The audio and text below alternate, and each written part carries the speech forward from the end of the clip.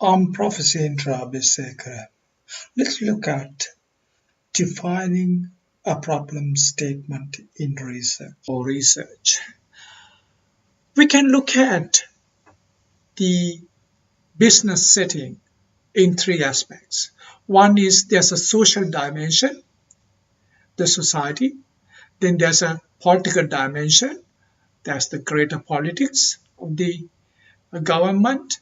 And then also there's micro level politics at the organizational level or industry level, and then the economic climate of the geography where the research would be conducted. So they are the peripheral factors that are sitting in the background, and then we have to start by looking at the problem area. What is the broad problem area? For example, it could be customer dissatisfaction. There's a customer dissatisfaction in the organization. It could be a customer dissatisfaction across the industry. The second is to obtain background information about dissatisfaction. So is it about the dissatisfaction in relation to after sales, before sales, during sales, to make it far more narrow and focused by obtaining background information. We also can obtain information from the previous studies being undertaken. We can look at the factors that leads to customer dissatisfaction. And if we have narrowed down the area that we really want to look at, for example, after sales, then the body of literature could help us to find out the possible factors. So what we are trying to do here is to find out whether these problems have been looked at and the solutions have been reached. If the solutions have been reached, then obviously we already got a basis to apply those solutions rather than reinventing a solution. And then fourthly, to look at the relevance of the study that we are going to undertake, whether it is relevant to the organization or to the industry or to the country or to the geography, whether the study is feasible to conduct, whether we can gather data, whether it will be based on data, and whether it will be error-free. So we have to consider that fact.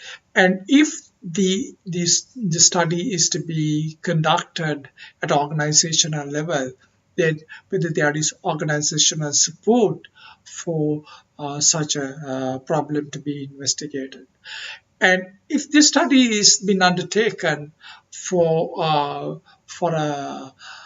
formal qualification, then you have to consider whether there's academic supervision available for such a study. In that background, we always must keep in mind, why is it that a study like this been undertaken? Why? What for? All the question marks, the motivation behind the study. Why is it so important to undertake such a study? A customer's dissatisfaction in relation to after sales and in relation to a given industry. Why we have to look at this industry? Why we have to look at customer dissatisfaction? Why we have to look at after sales?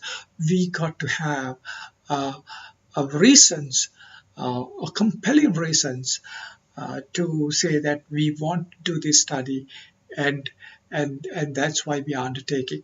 Along with that is the other end, is the contribution. If we find a solution to this problem, well, then the industry sector would change in that way. The customer satisfaction would change in this way, and the competitiveness of the geography or the industry will increase in this manner. So you got to have the contribution along with this. It is in these two ends, the motivation and contribution, we have to look at the big picture of the specific problems that we ask, the four problems that we ask, and the peripheral context, the three contexts that we look at in designing and designing a research problem and gathering information.